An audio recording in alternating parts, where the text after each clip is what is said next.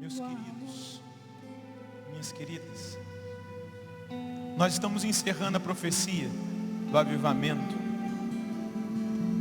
E Deus nos presenteia com essa liturgia, com essa palavra. E Deus quer falar forte ao meu e ao seu coração. Deus quer falar forte. Porque Deus tem urgência conosco, mas Ele tem urgência no nosso posicionamento, naquilo que é a revelação que Ele nos trouxe já há algum tempo atrás, mas que nós temos transmitido, especificamente aqui, há 4 anos, num encontro, com o livro A Profecia do Avivamento há mais tempo.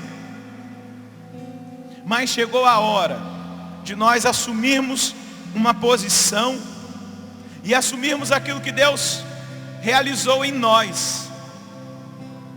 Deus está nos chamando para esse poço.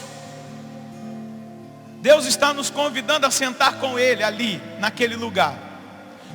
Deus quer segredar ao nosso coração a nossa verdade, a nossa identidade, exatamente para que, identificados nele,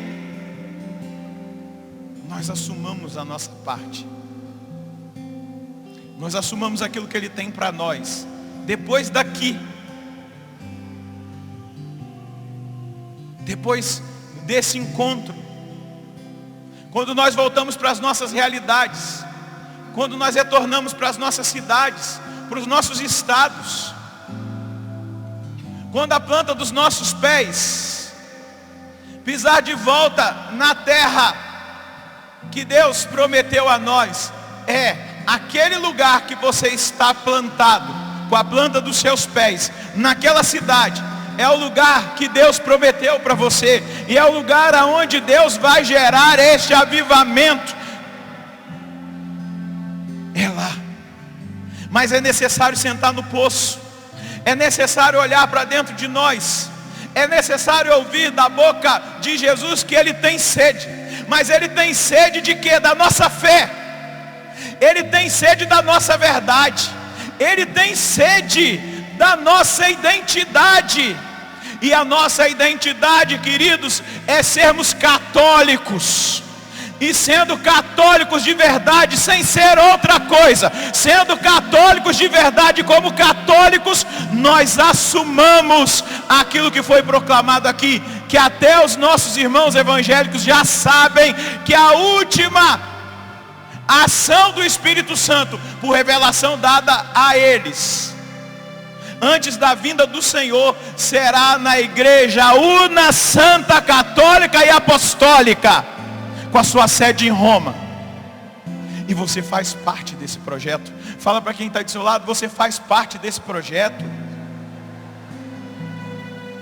Mas diga para esse irmão, Deus está dizendo para você hoje. Fala para ele, Deus está dizendo para você agora: eu tenho sede da sua fé. Eu tenho sede da sua identidade. Eu tenho sede da sua sinceridade. Eu tenho sede da sua decisão, do seu posicionamento. Segura na mão desse irmão, balança a mão dele e diga: meu irmão, você está sentado no poço com Jesus, e Ele agora travou um diálogo com você, e Ele está dizendo: eu tenho sede. Eu tenho sede. Fala para esse irmão: eu tenho sede. Jesus está dizendo: eu tenho sede. Dá-me de beber da sua fé. Dá-me de beber da sua identidade. Dá-me de beber do seu posicionamento. Dá-me de beber da sua verdade. Dá-me de beber da sua sinceridade. Dá um sorriso para esse irmão e diga: Jesus está dizendo agora: eu tenho sede. Eu tenho sede de você. Eu tenho sede do seu posicionamento. Eu tenho sede do seu coração. Eu tenho sede da sua verdade. Amém. Meus queridos, Minhas queridas, nós precisamos sair daqui posicionados na direção da vontade de Deus, de tudo aquilo que Deus falou conosco. Nós não podemos ser como esse povo, que lá no deserto, quando faltou água, eles murmuraram contra Deus. Esse Deus que fez tantos prodígios na vida desse povo, que atraiu os olhos de Deus pelos seus gemidos, atraiu os olhos de Deus pelo seu sofrimento, atraiu os olhos de Deus, fez com que Deus descesse do céu e se manifestasse numa sarça ardente a Moisés. Esse povo atraiu os olhos de Deus pelos gemidos do coração, pela sinceridade, por apresentar a Deus o sofrimento que eles viviam. Eles estavam no Egito, na escravidão. Eles tinham perdido a dignidade. Eles eram humilhados, porque Faraó temia aquele povo que só crescia, com medo deles tomarem o Egito. E Deus diz: eu escutei o gemido de dor, o clamor do meu povo, e eu desci. E eu me manifestei, estou me manifestando aqui a você, Moisés, porque eu te escolhi para você libertar esse povo. Você vai a Faraó e vai dizer para ele que deixe meu povo sair, para oferecer um sacrifício a mim no deserto. Deus desceu diante do gemido daquele povo. Deus desceu diante do clamor daquele povo, vendo que aquele povo estava sofrendo.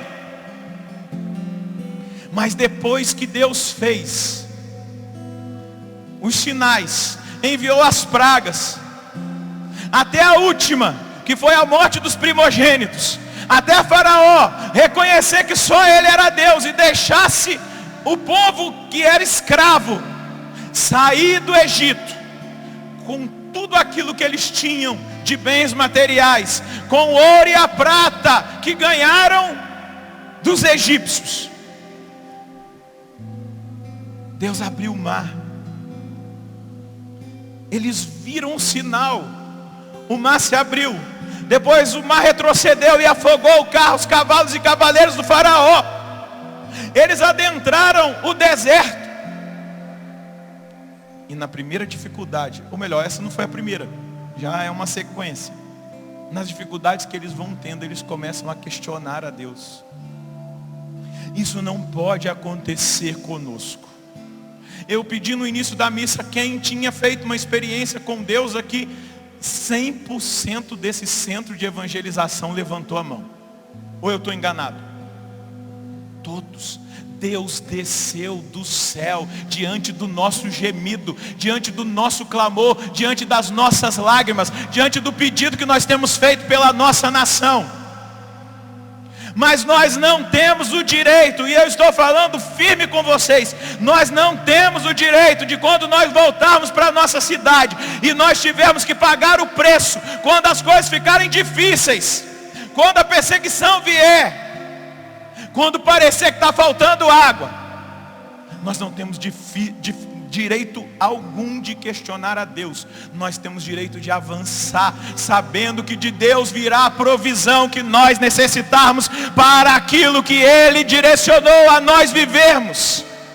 Não vai faltar a provisão, não vai faltar a água, não vai faltar a presença. Eu até me recordo agora, falei na quinta lá em Lorena, Deus me inspirou para falar com os irmãos que nos reunimos ali no auditório de São Paulo na sexta tarde, lembrando de um episódio na vida de Santo Antão. Santo Antão deixou tudo, deixou as riquezas desse mundo para seguir um chamado de Deus. Santo Antão perdeu seus pais muito novo, e ele tinha muitos bens, fazendas, uma casa muito boa, com móveis maravilhosos, tinha muitos bens. Mas um dia ele foi orar na igreja, e lá ele pegou o evangelho do jovem rico. E quando ele leu aquele evangelho, E quando ele escutou Jesus dizendo para aquele jovem: vai, vende tudo que tens, dá aos pobres, depois vem e segue-me, ele foi profundamente tocado e questionado por Deus. E ele falou assim: eu não vou embora triste. Há um chamado sobre a minha vida. E aí então vai lá, vende as fazendas que tinha, pega aquele dinheiro, vende a casa, os móveis. Ele tinha uma irmã, e ele vai lá, dá o dinheiro para os pobres de tudo que ele vendeu, pega uma porção bem pequena para a provisão da sua irmã e entrega a irmã para a igreja cuidar, e deixa lá aquela provisão e vai para o deserto. Vai ser eremita, vai ser treinado por Deus lá no deserto, aonde Jesus foi também testado, tentado. E lá no deserto ele enfrenta combates espirituais. E num desses combates, o demônio se manifestou para ele na forma de feras, leão, urso, pantera, e atacava então fisicamente. Era um combate físico com os demônios que estavam dentro dele, que ele estava matando, vencendo aqueles demônios da carne, mas também com aqueles que estavam no exterior, querendo fazer com que ele saísse do propósito. Porque deixa eu dizer para você, o diabo quer que nós saiamos do propósito. Vocês ouviram o que o Fábio trouxe para nós. Nós temos que voltar para o propósito inicial, porque o diabo quer nos tirar do propósito, porque ele sabe que é no propósito que aquilo que Deus tem para nós e para a nossa nação irá acontecer. E a tentação com a vida de Antão era para que ele voltasse, saísse do lugar que Deus tinha indicado para ele e voltasse atrás na decisão. Olha para quem está do seu lado e diga: não volte atrás, meu irmão. Fala para esse irmão, para essa irmã que está do seu lado: não volte atrás, meu irmão. Vai para frente, siga em frente, doa o que doer, doa o que doer. Fala para quem está do outro lado: siga em frente, meu irmão. Doa o que doer, siga em frente, porque Deus tem propósito, e é no propósito de Deus que nós vamos ver essa nação ser avivada, totalmente avivada, sacudida pelo poder de Deus. É no propósito, e nós não podemos nos afastar do propósito de Deus. Nós temos que confiar que Ele está conosco. Diga: eu acredito, Deus está conosco, Deus está comigo. Amém? E naquela hora, depois de alguns combates, e quando vieram esses animais ali, atacando Antão naquela caverna onde ele estava, primeira coisa que ele olhou e falou assim: você é muito fraco mesmo, né? Veio com esse monte para tentar me enganar, achando que você é forte. Não, você é fraco. E ali ele enfrentou um combate físico. Foi muito intenso, foi muito doloroso para Antão, ao ponto dele perder as forças físicas. E ali, quando Antão caiu desfalecido, já com pouca força, Antão tem uma visão espiritual. Aquela caverna se abre e ele vê Deus ali, olhando para ele com os anjos. E aí ele grita para Deus: onde estavas? Aí Deus olha para ele e fala: eu estava vendo você lutar, Antão. Eu estava vendo você vencer, Antão. Eu estava assistindo o seu combate, eu estava bem aqui, mas você não estava me vendo. Eu estava te vendo vencer. Porque eu te vi vencer, porque eu te vi lutar. Lutar contra os demônios, lutar contra a sua carne, lutar contra a tentação. Agora eu digo para você: eu serei de agora em diante o seu consolo, e eu serei de agora em diante o seu socorro. Todas as vezes, entenda então, que no combate eu te consolarei. Nas horas mais difíceis, eu estarei com as mãos estendidas para te salvar dos perigos que você enfrentar. Balança a mão desse irmão, segura mais uma vez aí. Estou fazendo isso porque eu sei que essa hora é a hora da depressão pós-prato. Então eu não vou deixar você dormir. Você não está no seu quarto, você está na missa. Você está no Calvário, meu irmão. Dormir é em casa, no sofá, na cama. Na igreja não. Se vocês não viram ontem, eu me levantei da minha cadeira e passei a homilia em pé, porque eu estava com sono, eu ia dormir, mas eu fiquei lá em pé a homilia toda, porque eu não posso deixar o sono roubar de minha palavra. Eu não posso. Nossa, mas eu dormi esses dias da profecia do avivamento 2 horas. Oramos até tombar, parece que a gente não cansa, graças a Deus. E eu me levantei, fiquei em pé ali. Eu não estava ali em pé julgando a pregação do padre, não, eu estava bebendo. Talvez alguns que me viram e falaram, o que esse padre? Talvez estava até intimidando o padre aqui, né? Eu em pé ali, olhando. Às vezes dobrava o braço. Não, eu estava ali para eu não dormir, porque eu estou no Calvário. Eu não estou na cama e no sofá da minha casa.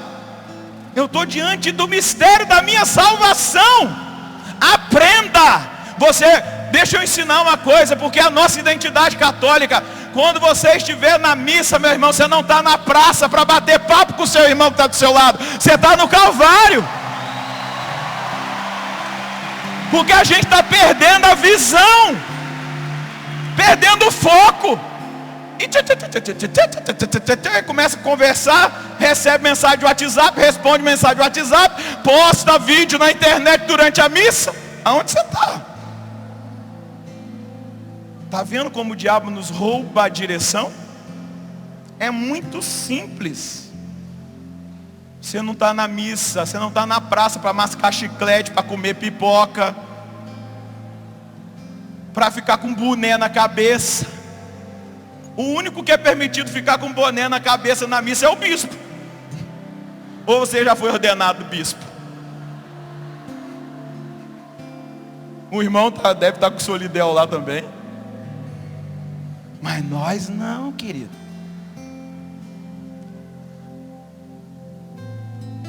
Eu estarei com você, diz o Senhor. Eu estarei assistindo a sua vitória. Eu estarei vendo o seu combate. Eu estarei vendo o seu esforço. Eu estarei com você. Mas nós não temos direito.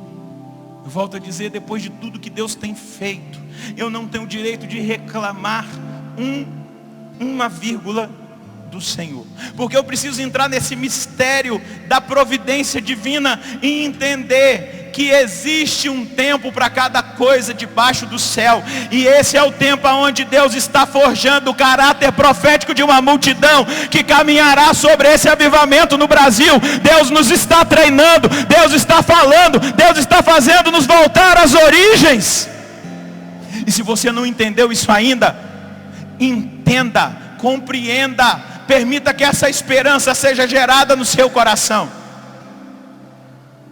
Bento XVI uma vez disse uma palavra que eu trago muito para mim no meu ministério.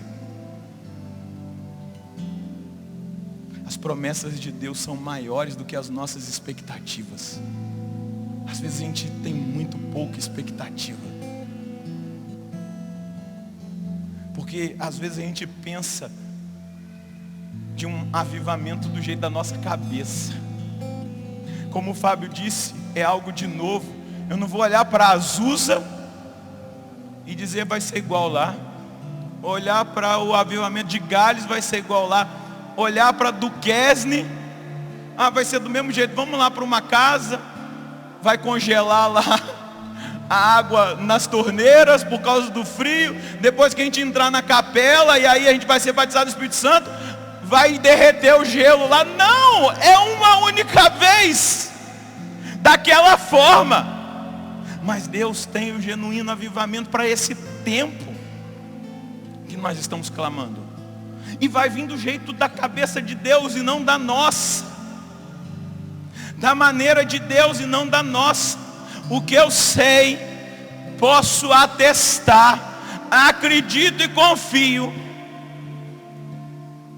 que aqueles que estão diante dos meus olhos experimentaram um avivamento pessoal na sua alma e jamais serão os mesmos daqui para frente, jamais serão as mesmas daqui para frente, porque Deus já começou. Como o Ironi disse, eu sou terra de Santa Cruz, a primeira terra de avivamento é o meu coração.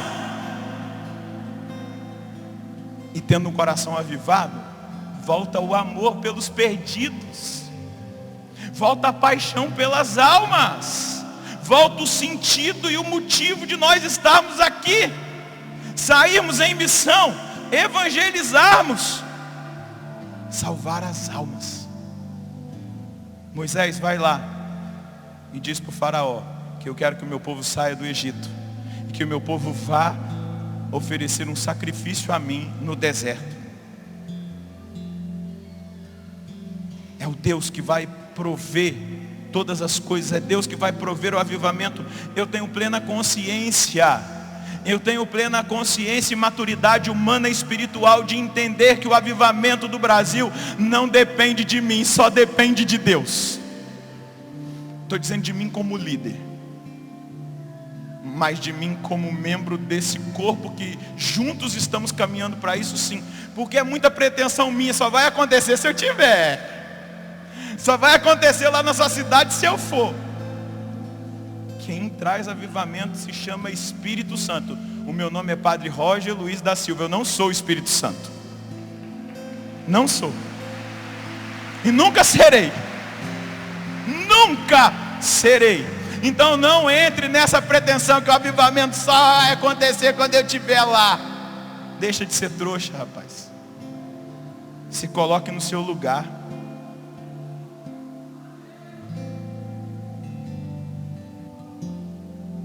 Agora, a maturidade espiritual é entender aquilo que Paulo está dizendo na segunda leitura. Pega aí, essa palavra Deus me deu como direção da minha vida para esse ano. Romanos capítulo 5. Só que às vezes a gente fica muito naquilo que Paulo vai dizer, né? E a esperança não decepciona. Mas vamos ver como é que a esperança é produzida, gestada.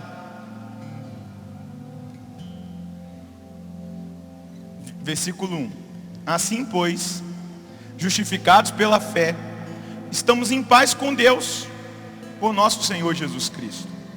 Por Ele não só tivemos acesso pela fé a esta graça, na qual estamos firmes, mas ainda nos ufanamos da esperança da glória de Deus.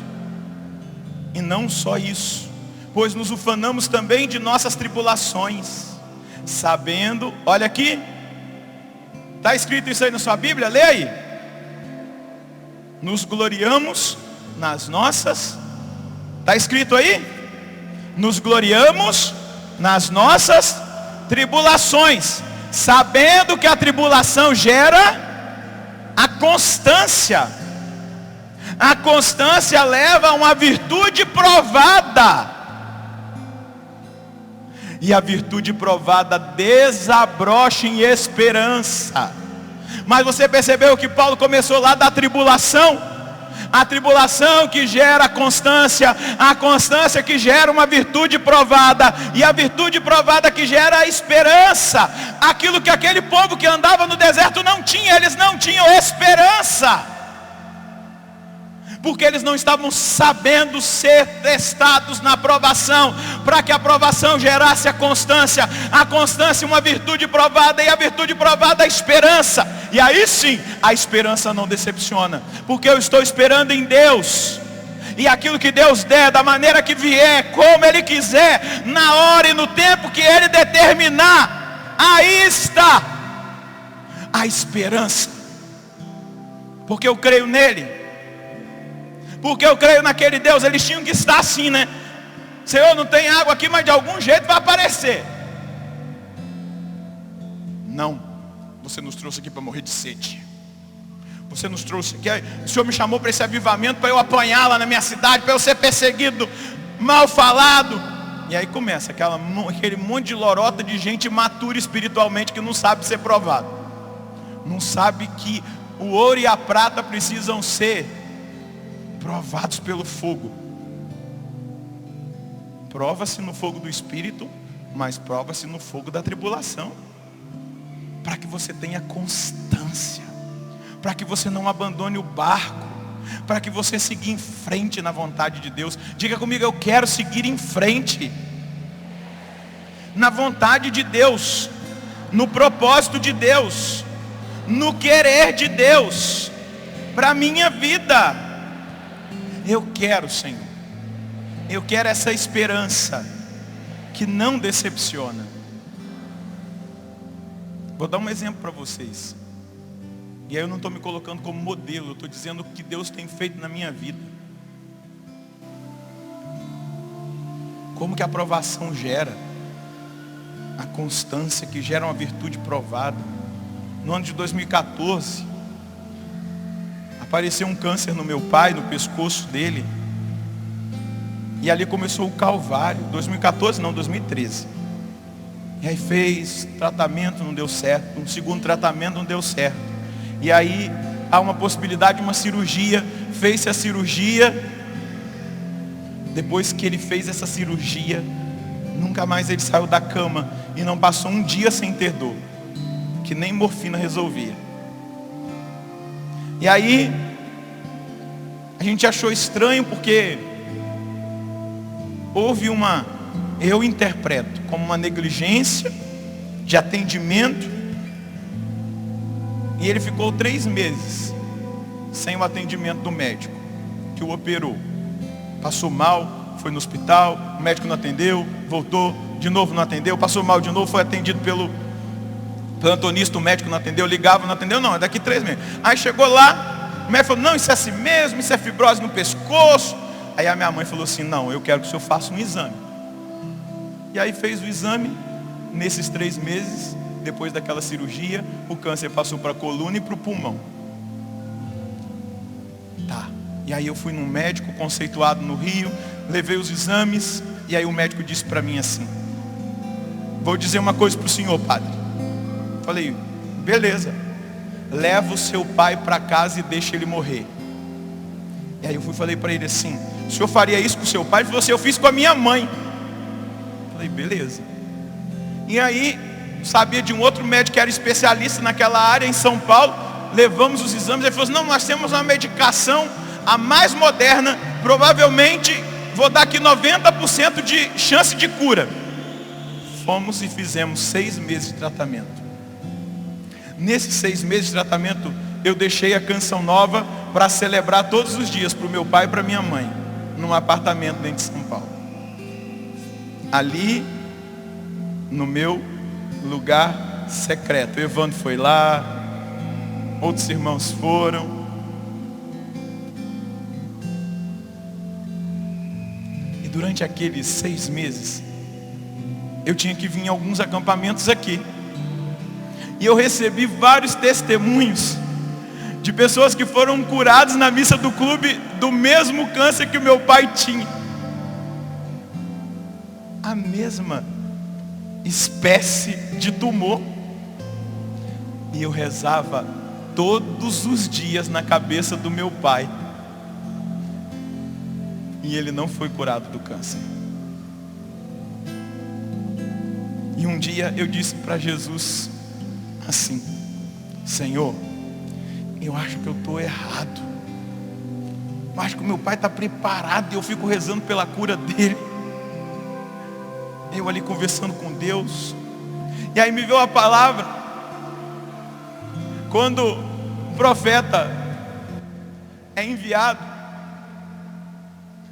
para dizer para o rei Ezequias que ele preparasse a casa, porque ele iria morrer. E aí eu fui lendo a palavra. A gente é carismático, né, e tal, aquela. E aí, depois que o profeta saiu de dentro da casa do rei, diz o texto sagrado que o rei Ezequias virou para o lado da parede e orou no secreto e disse: ó Deus, eu sempre fui justo, eu sempre fiz a tua vontade, tenha misericórdia de mim. E aí o profeta estava no pórtico.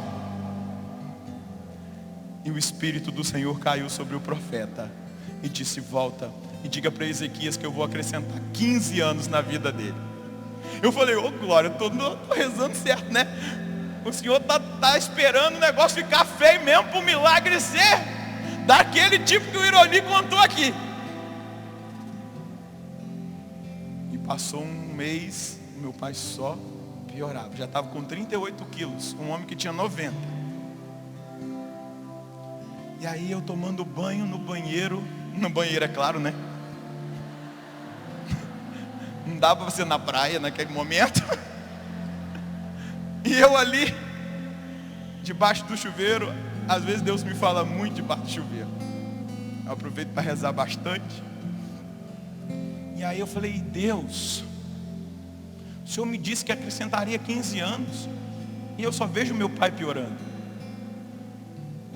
E aí Deus falou assim: você lembra quando seu pai era alcoólatra? Você lembra naquele dia que ele teve aquela crise de abstinência? Eu falei: Então, você lembra que você rezou pelo batismo no Espírito Santo do seu pai, e naquela hora ele foi batizado no Espírito Santo? Claro que eu lembro, como esquecer? Você lembra que depois ele foi para o escritório dele trabalhar, e o telefone tocou na sua casa, porque ele tinha tido aquela crise de abstinência lá, e estava espumando a boca, e você entrou lá, teve que dar uma chave no seu pai, imobilizar, e o bombeiro entrou lá e amarrou ele, levou ele amarrado para o hospital? Só fui Então, você lembra que depois você levou ele no médico? E o que o médico disse?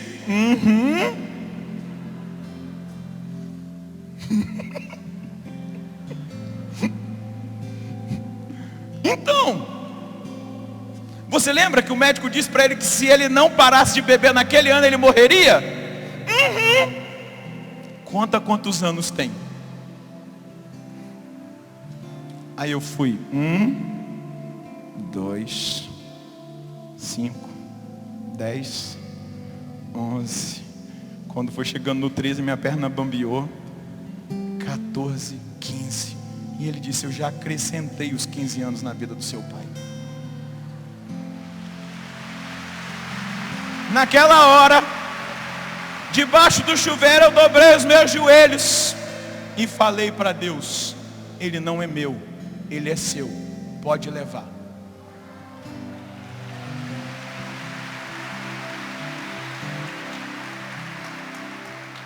Uma semana depois, o meu pai estava entrando no céu. E eu imagino como Santa Catarina de Sena dizia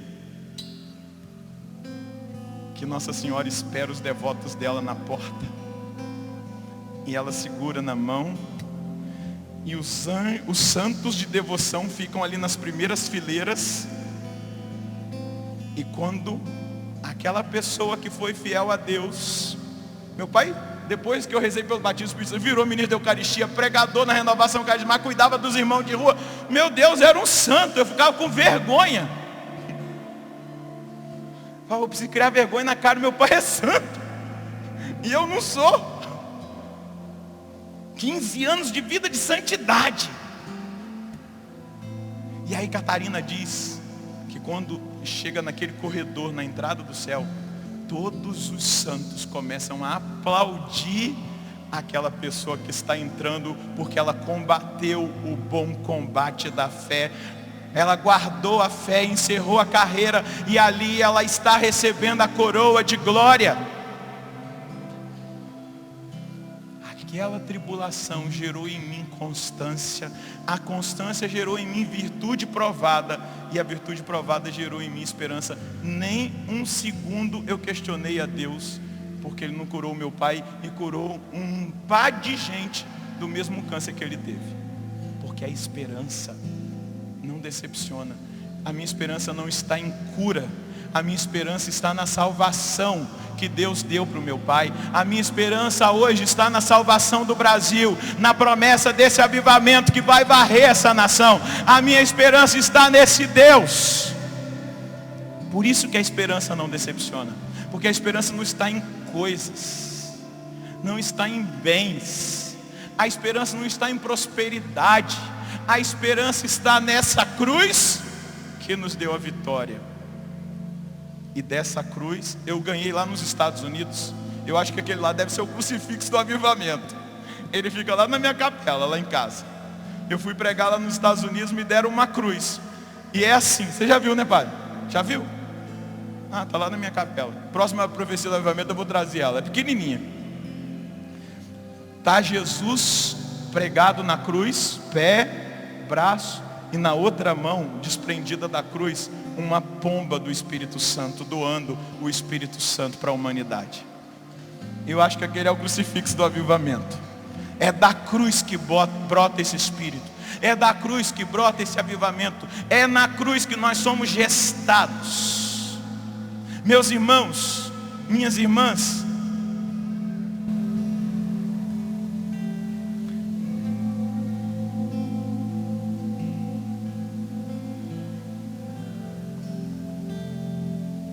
Deus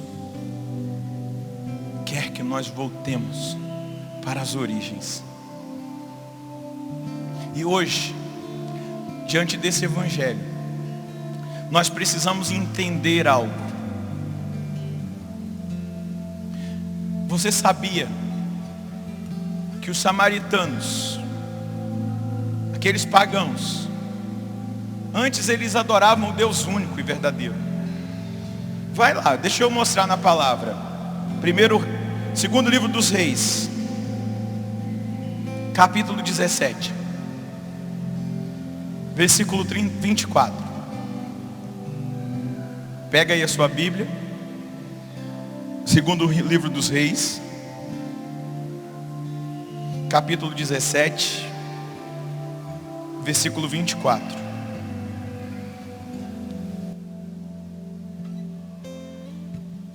Na minha Bíblia está escrito assim, em cima: colonização e sincretismo na região da Samaria. O rei dos assírios trouxe gente, conta aí comigo, trouxe gente da Babilônia, de Cuta, de Ava, de Emate e de Sefavai, e os instalou na Samaria, no lugar dos israelitas. Eles tomaram posse de Samaria e passaram a habitar as suas cidades. Vai no versículo 29.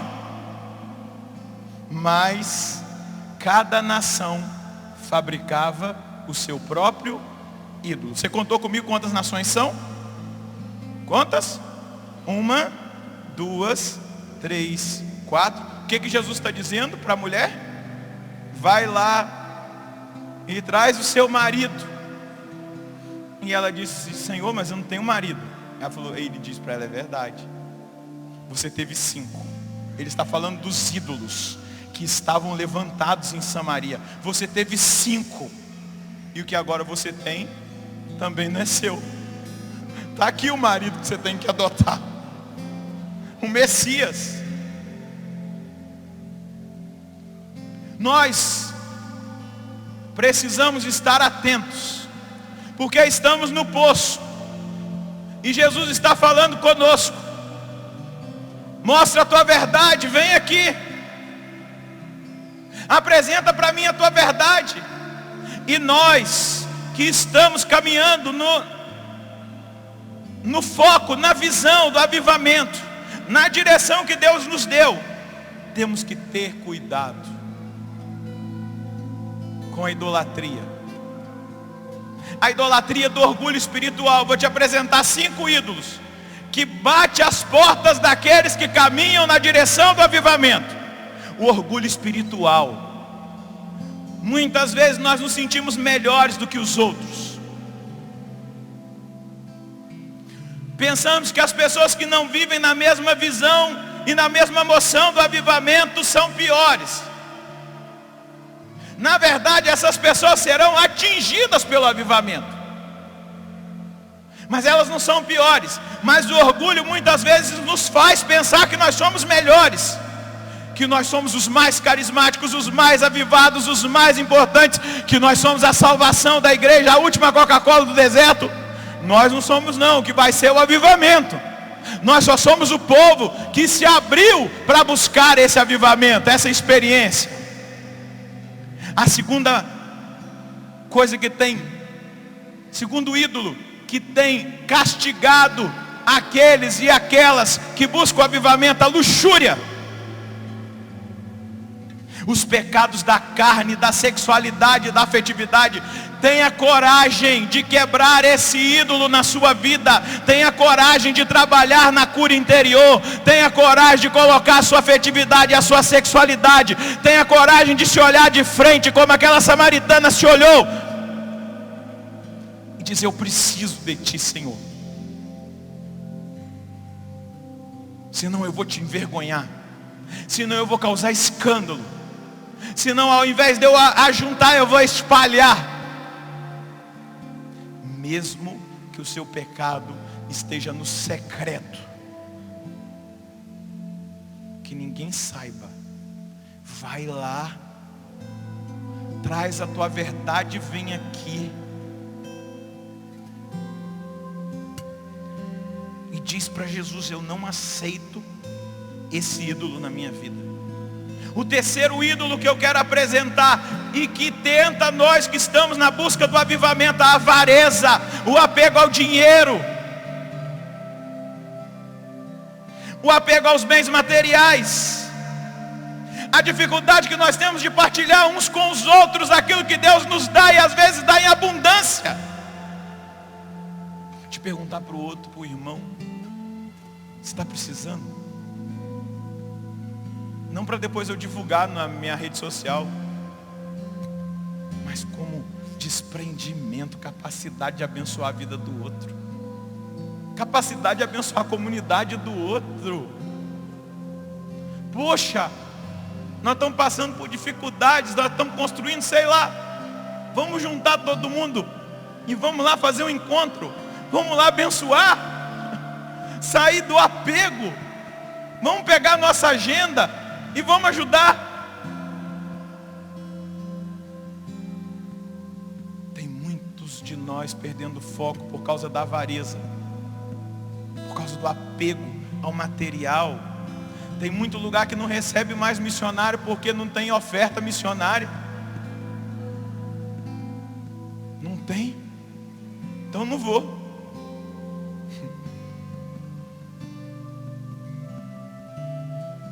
E os anauins vão sendo deixados de lado, e provavelmente o avivamento virá de lá, onde nós não vamos. Possivelmente Deus se levantará lá, no meio dos pobres, que nem recebem a nossa palavra, porque não podem pagar para nós irmos.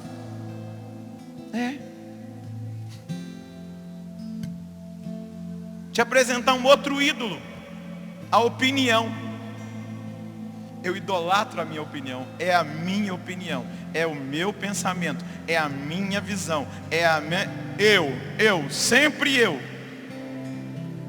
É do meu jeito.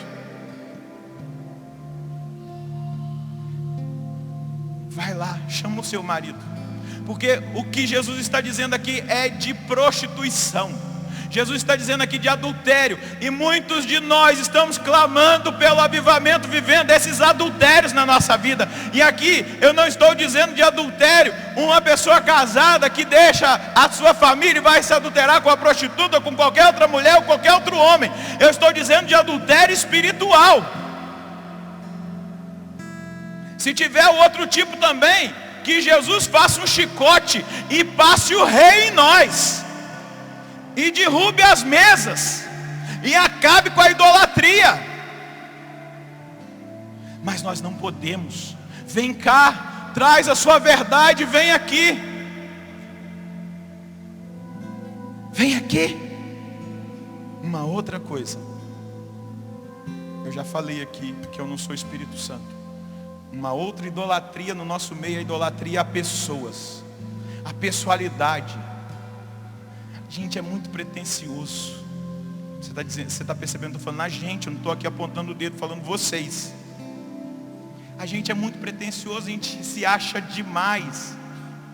Uma coisa é um amor próprio equilibrado, a outra coisa é um amor próprio excessivo, onde a gente acha que é e nem percebe que inconscientemente a gente está achando que é Deus.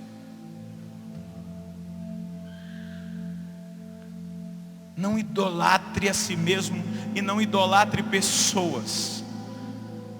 Adore a Deus, porque os verdadeiros adoradores vão adorar o Pai em espírito e verdade. Não adore a carne, não adore a homens. Eu sei que você se identifica com ministérios, eu sei que você se identifica com pregações. Ao invés de você transformar esse sentimento bom que você tem por aqueles que pregam, por aqueles que oram, por aqueles que ministram, em sentimento de apego, até mesmo independência afetiva, ou até mesmo em abertura de coração só por aquilo que aquela pessoa diz, isso denota adultério espiritual, porque Deus não fala só por uma pessoa, Deus fala na igreja, Deus fala no meio do povo, Deus fala no mais simples, naquele que talvez nunca vai pegar esse microfone aqui, ó, e nunca vai falar aqui em cima, mas Deus fala por ele. E às vezes a gente fica pegado achando que Deus só fala através do Padre Roger.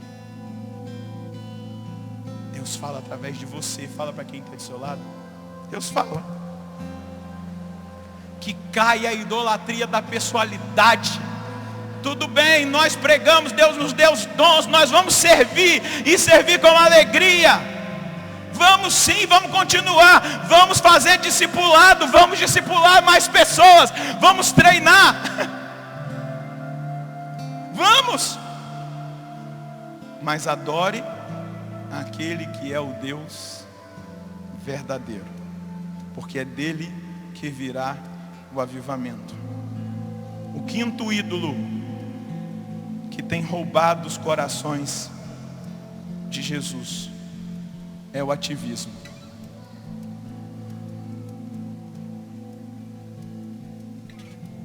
E deixa eu dizer uma coisa para vocês. Não é suficiente essa nossa oração carismática. O Evandro nos ensinou a fechar a porta. É preciso fechar a porta do quarto e entrar no secreto. É preciso silenciar o coração para escutar a Deus. As nossas assembleias são avivadas. A gente, quando pega o microfone para orar, quase explodimos as caixas de som. Tamanho entusiasmo, tamanha força. Mas um avivalista é trabalhado no silêncio da escuta. Da escuta. O que Deus tem, o que Deus quer, aonde Deus vai. Segura na mão de quem está do seu lado, balança a mão dessa pessoa e diga: Deus, que disse no início da missa, a partir da palavra, que tem sede da sua fé, que tem sede da sua verdade, que tem sede da sua sinceridade. Agora Ele está dizendo para você que Ele tem a água viva para saciar a sua sede, a sede do seu coração, a sede da sua alma. Abandona os ídolos, vá na fonte. Balança a mão desse irmão e diga: Jesus é a fonte, é dele que vem a água. para acabar com toda a sequidão do nosso coração. É dele que vem a água da vida, que faz nos experimentar cada dia mais essa força, esse movimento, essa ação do Espírito Santo na nossa vida. Balança a mão dele e diga: vai lá no poço, vai lá na fonte. Jesus é o doador da água, para que em 2018, na profecia do avivamento de 2018, você não chegue aqui seco, mas você chegue aqui transbordando, transbordando, e daqui nós vamos transbordar para o Brasil inteiro.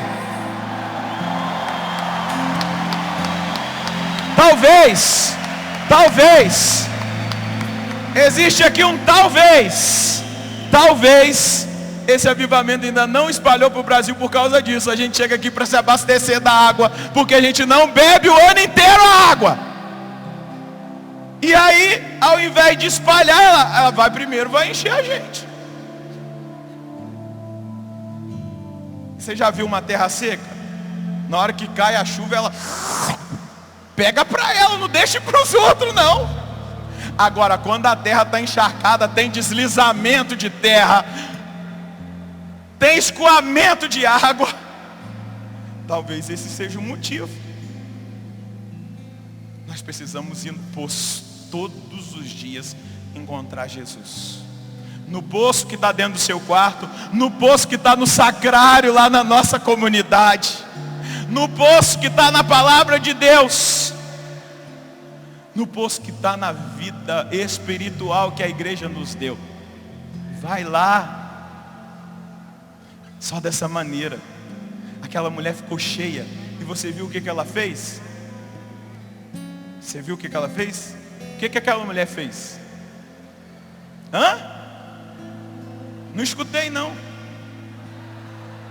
Hã?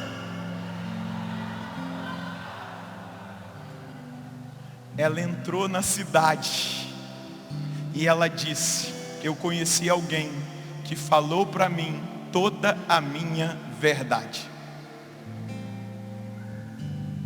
E as pessoas ficaram entusiasmadas. Como vão ficar quando você chegar na sua cidade e contar o que você experimentou aqui? As pessoas vão ficar entusiasmadas, eu não tenho dúvida. Mas o que ela fez? Ela apontou para ele. Ela apontou para ele. Eu volto lá para terminar em Jeremias 15.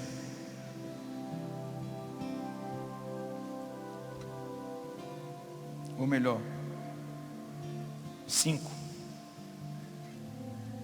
1. Percorrei as ruas de Jerusalém, olhai, descobri, procurai também nas praças, se há alguém que pratique o direito, alguém que busque a sinceridade, para que então eu perdoe a cidade. O que essa samaritana fez? Ela voltou para a cidade e ela falou de Jesus, ela falou da verdade dela, que talvez estava escondida ou até mesmo envergonhada. Ela saía meio-dia para buscar água porque ela não queria encontrar ninguém. Mas ela volta e fala da verdade dela. Ela fala do que Deus fez na vida dela e ela aponta. E olha, veja como aconteceu.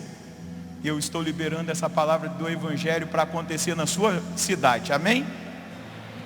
Você crê? Quantos creem aqui? Levanta a mão direita e diga glória a Deus.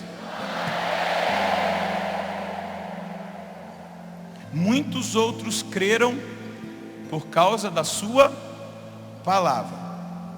E disseram uma mulher: já não cremos por causa das tuas palavras, pois nós mesmos ouvimos e sabemos que este é verdadeiramente o Salvador do mundo. Deixa eu dizer para vocês, para eu encerrar.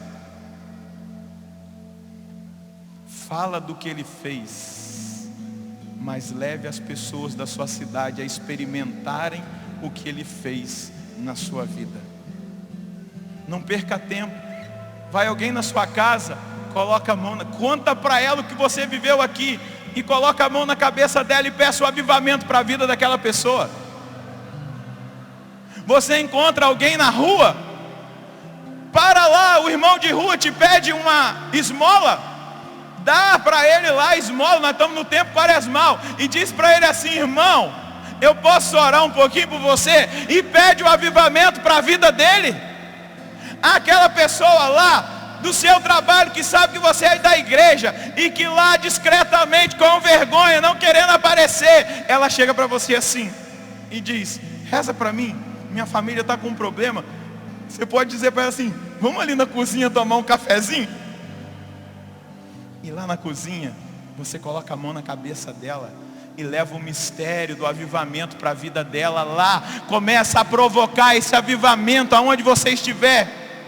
Foi isso que aquela mulher fez. Ela os levou a Cristo, ela os apresentou a Jesus.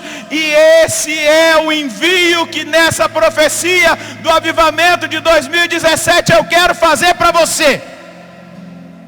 Que você chegue lá na sua cidade, fale dele e leve as pessoas até Jesus, para que elas digam como os samaritanos disseram: já não cremos por causa das tuas palavras, pois nós ouvimos e sabemos que este é verdadeiramente o Salvador do mundo. Dá uma cutucada em quem está do seu lado, diga: fica de pé, profeta.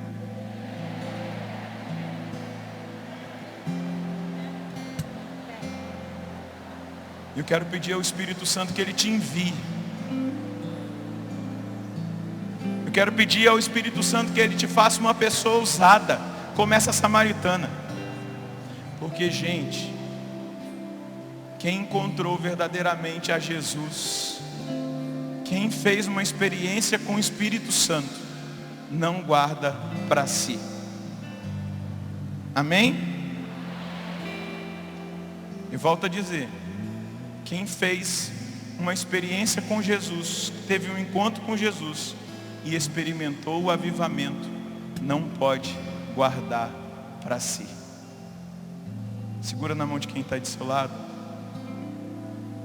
balança a mão dele e diga: ei, chegou a hora, chegou a hora de colocar fogo nos corações que nós tivemos acesso.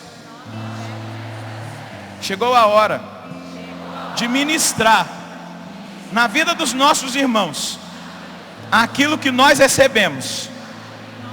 Chegou a hora de ensinar no poder do Espírito os nossos irmãos o segredo: ir ao poço, ir ao poço, ir à fonte, ir a Jesus, ir até Ele, levá-los até Ele, para que aquela fome, aquela sede que Ele traz no coração possa ser saciada. Segura forte na mão desse irmão e diga: Deus está elegendo você. Você é aquele do capítulo 5. Você é esse do capítulo 5, do versículo 1. Eu percorri as ruas de Jerusalém. Qual é o nome da sua cidade? Não escutei não.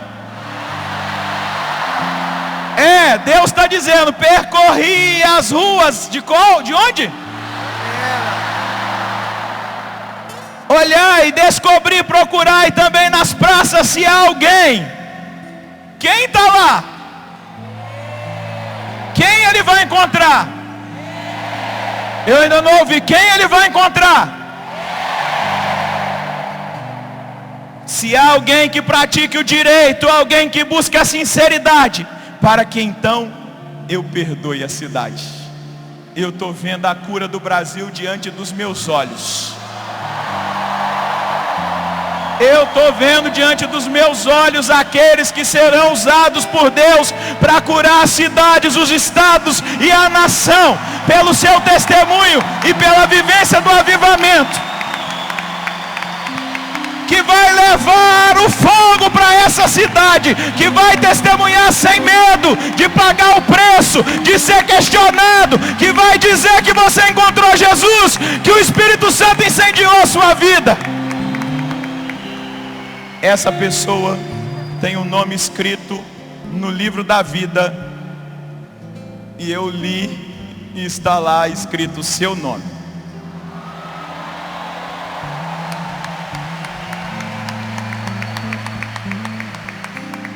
Coloca fogo no rabo das raposas. Coloca. Segura na mão do seu irmão aí, para ele ver que ele não está sozinho. Já pensou? Precisava de um, se encontrar 10. Precisava de um, se encontrar 20. Imagina o impacto desse avivamento. Imagina se nós caminharmos em santidade e em justiça sobre o Brasil. Nós vamos ver o reino de Deus acontecendo nessa terra. Gente, 12 homens, 12 jovens dominaram o Império Romano. Você sabe de quem eu estou falando? Dos apóstolos.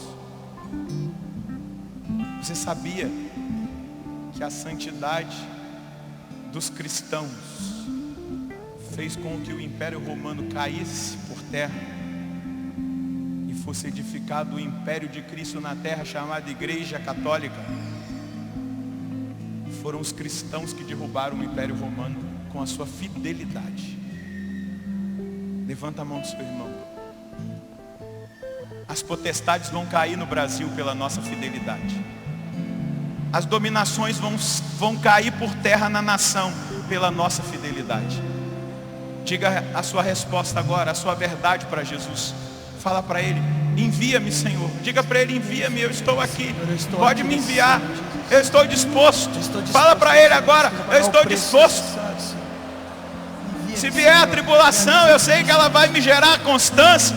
A constância vai gerar a virtude provada, e a virtude provada vai me levar a esperança que não decepciona.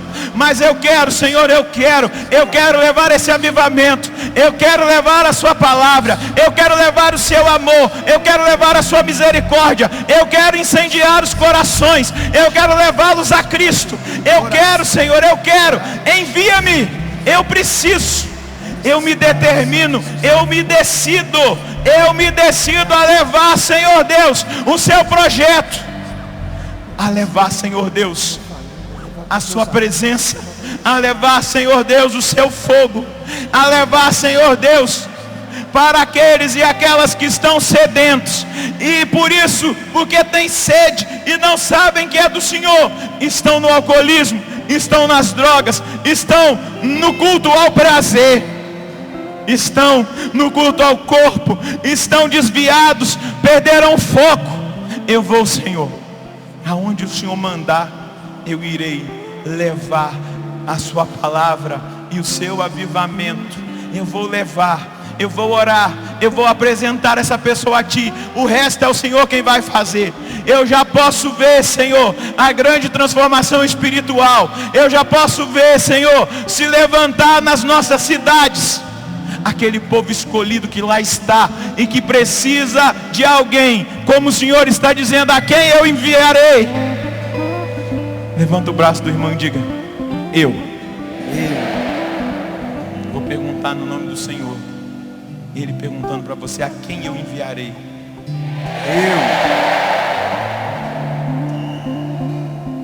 Eu vejo com esse eu um contrato que desce do céu. E Deus está perguntando: você quer assinar um contrato comigo?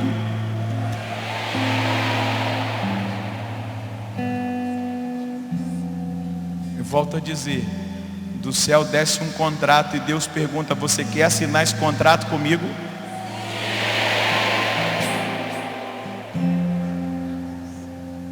Eu volto a perguntar. O contrato desceu do céu e Deus está perguntando: você quer? Espera aí, eu vou chegar aqui perto.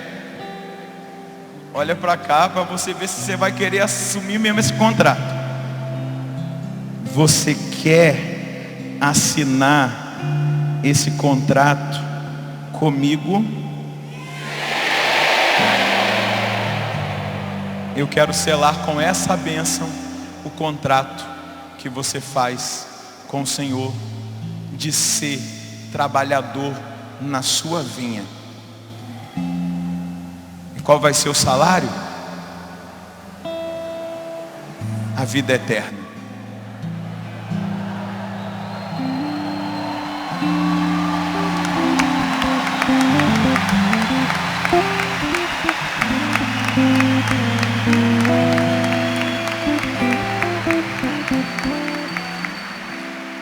Que Deus cele no nome do Pai, do Filho e do Espírito Santo. Dá um abraço no seu companheiro de trabalho aí.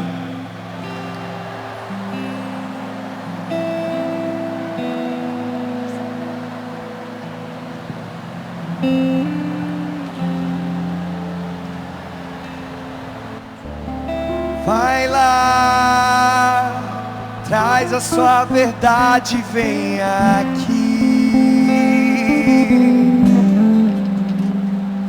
Vai lá, rasga o teu coração e vem aqui.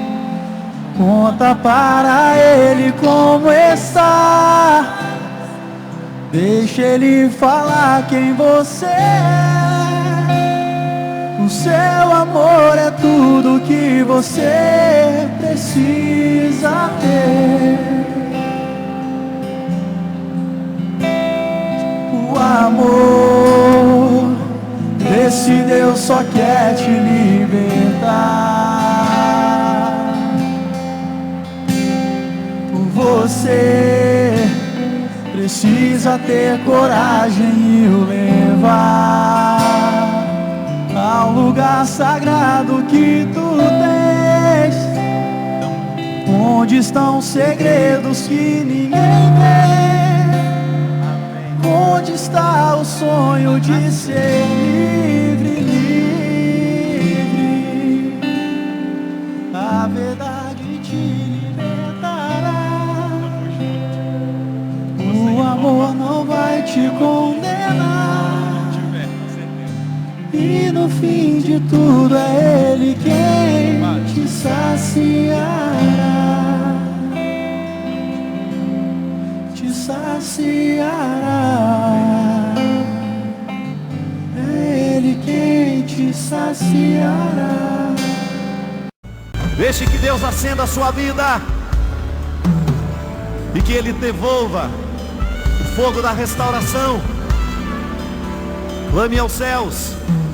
Peça a Deus, na certeza de que Ele é capaz de trocar mares por ti, reinos, abrir mares. Deus é capaz de trocar reinos por ti, abrir mares para que possas atravessar. Coisa boa, meu amigo, que abra a mente dessas pessoas para que elas possam descobrir que a vida vale a pena.